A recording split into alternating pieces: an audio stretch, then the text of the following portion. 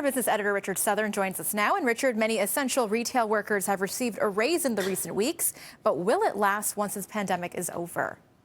Yeah, we know a lot of the grocers have doled out temporary raises, but I mean, we can all agree on the amazing work the grocery store employees have done, the cleaners have done, that all sorts of minimum wage workers have done in the past month and a half. You know, minimum wage workers have turned into these big heroes.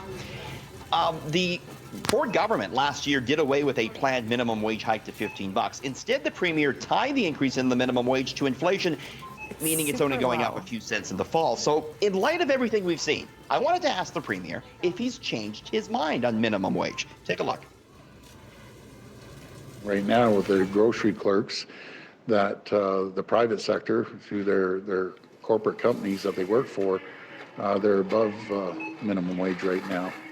So I would, you'd have to ask that question to the CEOs of the big 5 or 6 retail grocery chains, and what I understand, they're above minimum wage right now.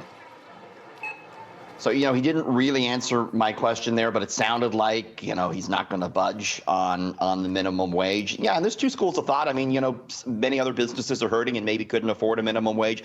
It is going up 25 cents in October, Melissa, to $14.25 an hour here in Ontario. Okay, and investors appeared to be in an optimistic mood as trading week came to an end. Yeah, you know what? It was a winning week and it was a pretty good day. Stocks are looking a little bit better. The closing bell rang to end the week today on Wall Street, and the Dow was up 700 points and up 6.1% on the week.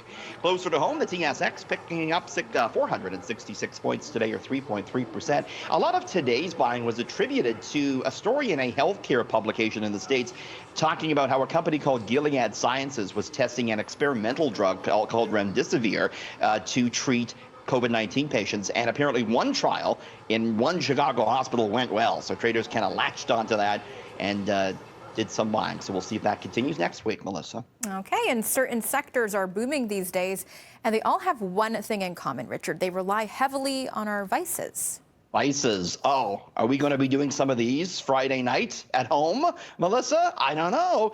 Poker, online poker is just surging, apparently. There's a Toronto company called the Stars Group, and they're one of the biggest owners of these online poker and casino sites. And they said today, business is booming. It apparently had record revenue, this company, in the first quarter, with everyone flocking to these poker sites in March. And the company says, we expect that to continue through the new quarter. We're drinking more booze. Numbers in this week showed Canadians are downing 25% more alcohol while hunkered down at home. Melissa, numbers also showed that more than 20% of those who are working from home drink while they're working from home, beer being the top choice.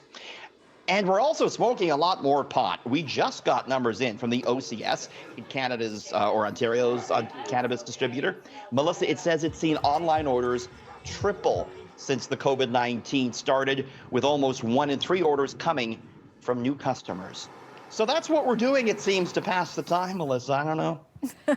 Well, cheers to the weekend, I guess. Yeah, exactly.